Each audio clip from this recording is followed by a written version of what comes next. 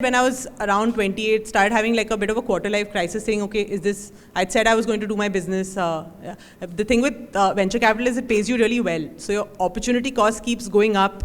The later and later you quit and then you never quit. So at 29, I just quit. You're always fighting FOMO, right? Ankit, you're fighting it, I'm fighting it. Everyone sitting here is, probably listening to this story also and saying, oh shit, there's constant FOMO. So even after we started Upside, there have been people who started with us and now they're unicorns. So you're just sitting and thinking, obviously I think I'm that smart. So what am I missing or what am I doing wrong? So this is a perpetual thing. Comparison is the thief of joy, as they say. Everyone's on their own path. You have to do what makes you happy to get up and go to work every day.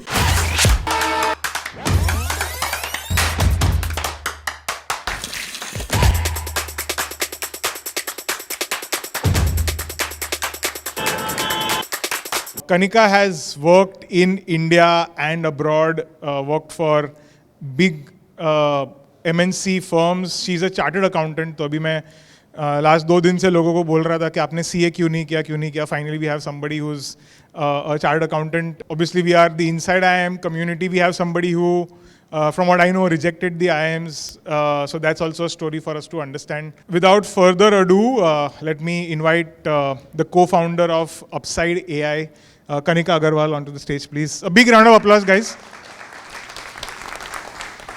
Thanks for making it here, Kanika. She has a 4-month-old baby. She's left the baby at home and she's come here specifically, to do this for us. So a big thank you for that.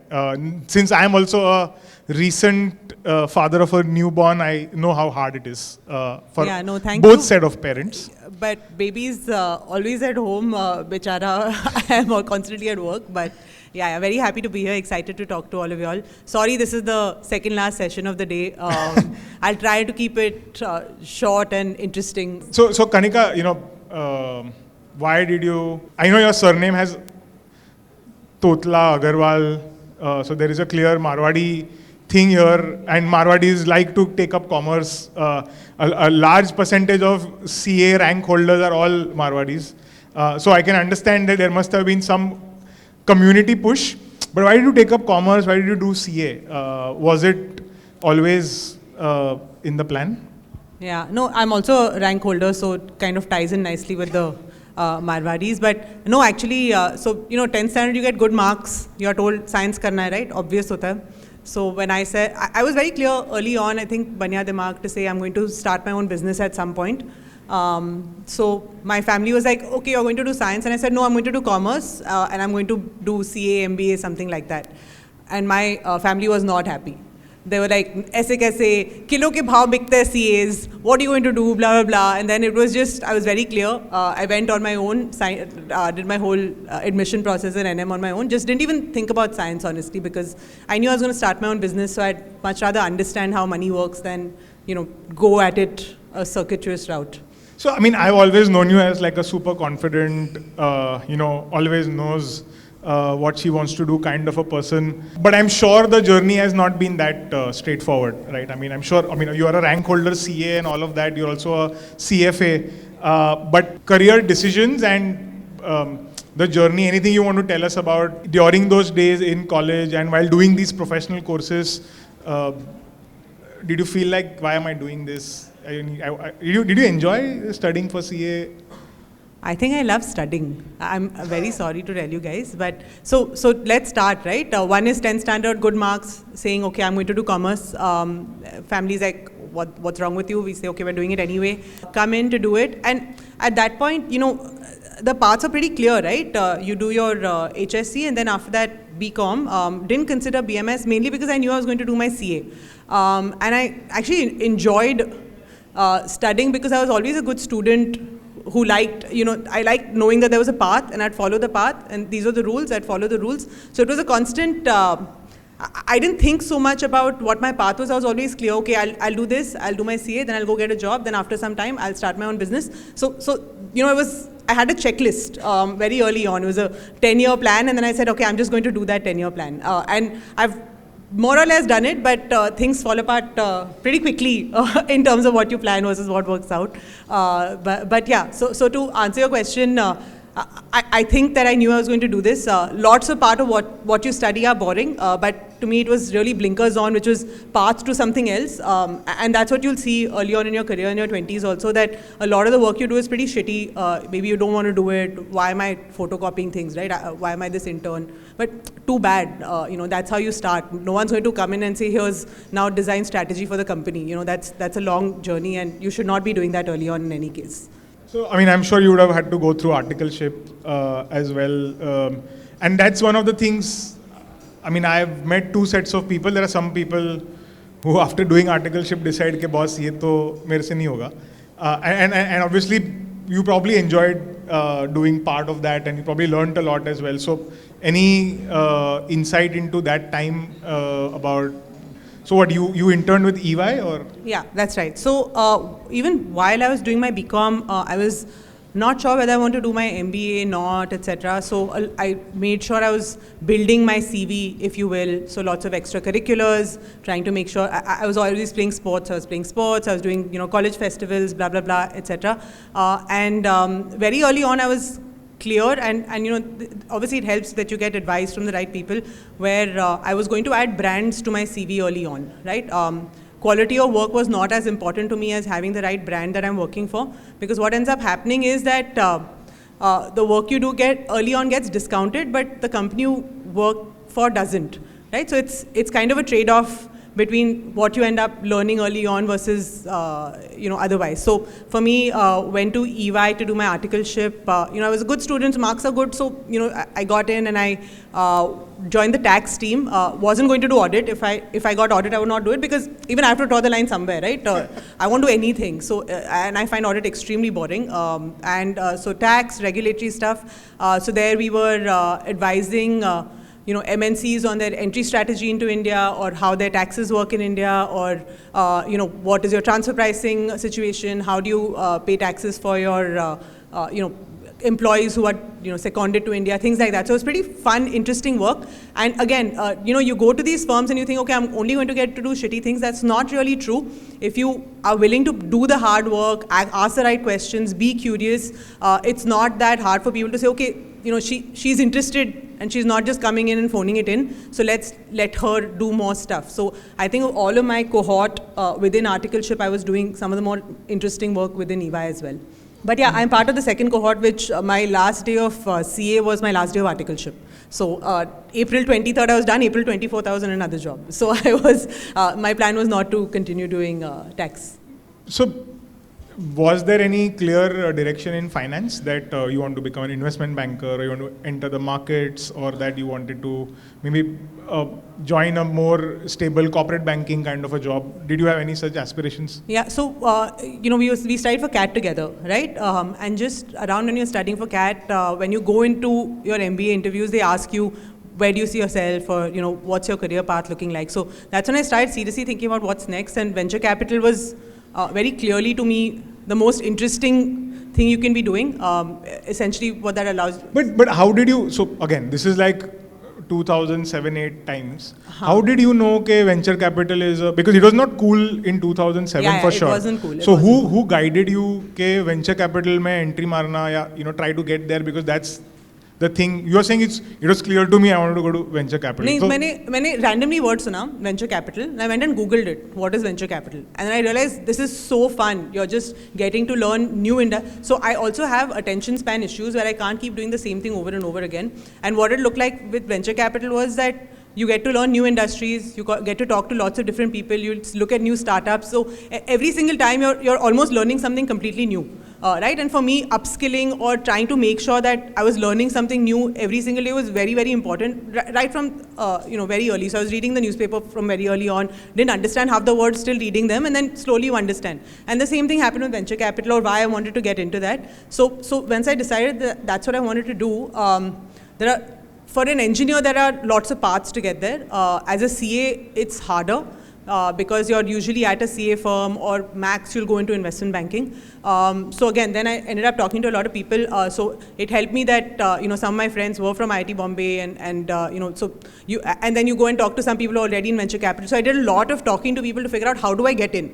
And it looked like the path was, again, kind of shitty. So that's when I went to Credit Suisse. But it's not that I get Credit Suisse front office, right? You're a CA, you have no experience. I went Credit Suisse middle to back office, where I was working with Hong Kong telecom, media and technology, where I was doing things like pitch book banao, pitch book ke liye logos dhondo, Samsung ka logo la ke PPP, like it was horrible work.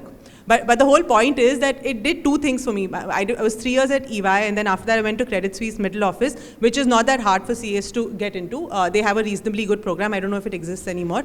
But what it does is it teaches you how big corporates operate, what processes look like, how you should communicate. Your communication style becomes clear. Even things like fonts, capitalizing words, grammar, it's very underrated, and none of this is taught to us, and it's very important to just polish yourself a bit. And when you work with large companies, that's what ends up happening. You just become a little more polished and ready for your next roles. And then from there, a headhunter reached out and said, there are these 2-year MBA, pre-MBA programs, a couple of venture capital funds. I interviewed, I got a job, and then I went to work there for about 4 years. Like you had it all figured out no, I very didn't, early yeah. Okay, so I had parts of it figured out, right? I said, I want to do this, then I want to do this. Like your goals were clear. Yeah, I knew my goals. Now, path is something everyone has to figure out. Now, if someone comes in and says, okay, my goal is to, be on TV and be a CNBC anchor, they'll have a different path. And they did, right? Some of these girls from NM are CNBC anchors. So they were not going to Credit Suisse, but you have to have some version of a path or a goal ready to go do it. And then it may not work out, but without that, you're just going to sort of float through job to job, doing something mediocre that you may or may not enjoy. So here's the thing, right? You did try to get into a B school at some point. Yeah. And you rejected a couple of IIMs. You probably couldn't make it to one of the ones that you wanted to. So what is all that about? You put in the effort, cracked the cat, and then you decided, okay, it's not worth my time. Again, it goes back to this theory I had about going to the best. I was like, I'll do the best, or I won't. It's fine. So I know it sounds easy to say now. It was not at all easy at that point. So I did well on the CAT. I had a reasonably good score. I got calls from Bangalore, Indore, Kozhikode. Got into Indore and Kozhikode. Bangalore, I really screwed up the interview. Now when I look back, you cringe at the kind of 20-year-old you are who goes and gives these interviews, but I didn't get in. And then I was saying, okay, if I'm not getting into ABC, I'm not going. I'll apply to Harvard, Stanford at some point and go there. So I didn't take it. I continued at Credit Suisse, and then, life takes you. I'm glad I went to Credit Suisse. I met my husband there, and he's also my co-founder. And so a lot of this is where you're meant to be also, and, sort of. So why, I know somebody will ask this, either right now or maybe in the comment section के अगर पहली बार बैंगलोर नहीं हुआ तो फिर आपने next year try क्यों नहीं किया? I gave my GMAT then I got a good score. Then I said, okay, I'll get 2 years of WorkX. I'll go abroad. So that was really why. There's no reason why I didn't do my CAT again. I thought if I couldn't do it the first time, didn't seem likely I could do it the second time either. And it is a lot of hard work to be doing this, right? And then by then I started working. To do it while you're working is super hard. I did my CFA while I was working, and it takes a lot out of you. So I just didn't have the energy to then now again study for the CAT and do that. GMAT is easier in that sense, right? So it was okay to do. So, and why did you take up CFA again? Was it like कि venture capital में घुसने के लिए it'll be easier or? हाँ, तो वो ना थोड़ा. When you're doing a CA, you'll meet a bunch of people who are doing CA कर रहे हो, अच्छा ICW भी कर लो, CS भी कर लो, CFA भी कर लो. They're all just like collecting degrees with no clear goal in mind. So you hear a bunch of this, and when I looked up the CFA program, it was actually a pretty awesome program. So I thought I actually did it to learn because what you're learning in CA is very different from what you learn in CFA. So CFA was started by Benjamin Graham, right, at Columbia. He's the father of value investing. He's Warren Buffett's mentor. And if I wanted to be an investor, it seemed like a nice thing to learn. And I do think that it was very, very valuable. I would highly recommend the CFA course to anyone. That's why I did it. I didn't do your CS, ICW. वो करना ही नहीं है. Like, what's the point of doing courses that will not really add to your life? So that's why I didn't do it, but the CFA definitely was part of the journey that I wanted to take. You also worked abroad for a small stint? Not that much. My husband was deputed to New York for a few years, so I was working out of New York. but left that pretty quickly to then start Upside AI. Right? So there again, I went to work at Mayfield, which is a venture capital fund. It's based out of the Valley, and they have 2 India funds that they run, all early stage stuff. And was there for 4 years, started on their pre-MBA path, and then they said, okay, we like you, stay on, don't go to your MBA. So my GMAT was useless. They said, we don't need you to do your MBA. So then I just dropped the whole idea of doing my MBA. And then somewhere when I was around 28, started having like a bit of a quarter life crisis, saying, okay, is this, I'd said I was going to do my business. The thing with venture capital is it pays you really well. So your opportunity cost keeps going up. The later and later you quit, and then you never quit. So at 29, I just quit. I didn't know what I was going to do. I said, if I don't start my own thing now, I'm never going to start it. So then I just left and then just tried to figure out what I wanted to do. So before we move to your startup days, what is the work that you did in all those years, whether it was EY or Credit Suisse or Mayfield Ventures or any other venture capital firm that you're working for?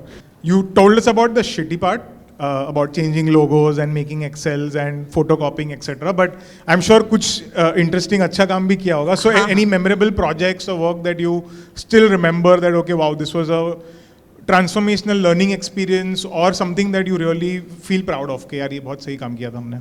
Yeah, I think Mayfield for sure, right? Because when I joined, we were a 4-member team. There are 2 partners and then 2 people under them. So you just work directly with the partner. And we were writing Series A checks at that point, which is, $5 million plus. I'm some kid, what the hell do I know, right? So you have to learn very quickly. You're basically thrown into the deep end and then said, sink or swim. It can, at least all firms are different. This is how Mayfield was. The attrition could be high.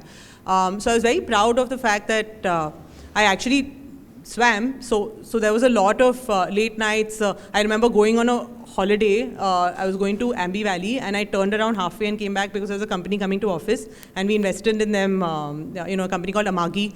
Mayfield recently exited it and just went unicorn.